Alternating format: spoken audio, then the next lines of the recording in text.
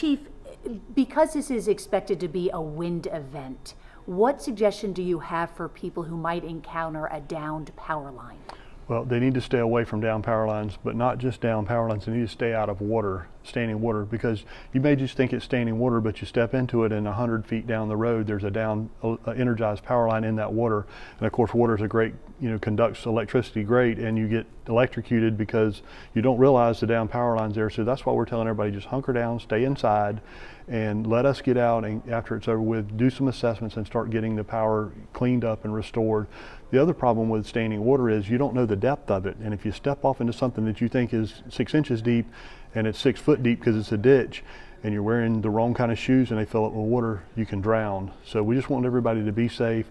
Our first responders, they put their lives on the line every day for us to keep us safe, and there's no sense in unnecessarily exposing them to rescues that they shouldn't have to make, if people are just out and about when they shouldn't be while it's unsafe. There are a lot of people who have generators because they're used to storms in our area. Would you explain the safest way to run a generator? Outside.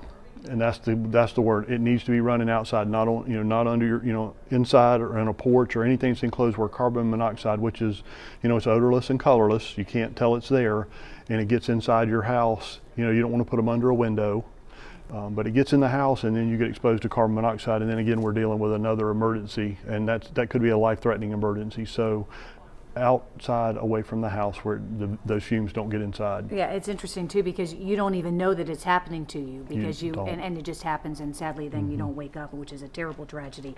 Would you explain the manpower that you have out, ready to respond, with the biggest problem, of course, being damage associated with winds? Yeah, so we double staffed our fire stations last night at 8 o'clock, and they'll stay double staffed until the storm clears and we're sure we're okay. That means that we have double the amount of normal manpower out and about.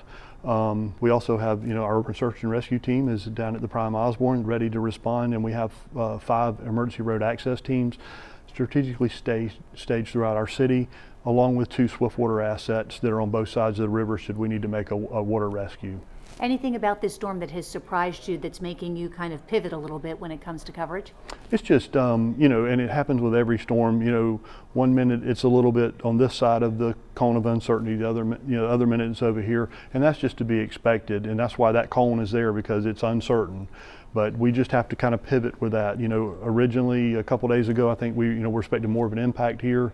It moved a little bit further west, and so we just pivot with that as it happens. We adjust our resources. Bottom line, your message then to our viewers. Please hunker down, stay safe, stay inside, stay out of standing water, stay away from power, down power lines, and let us do our work. Let us get the streets safe again, and then people can return to their normal lives.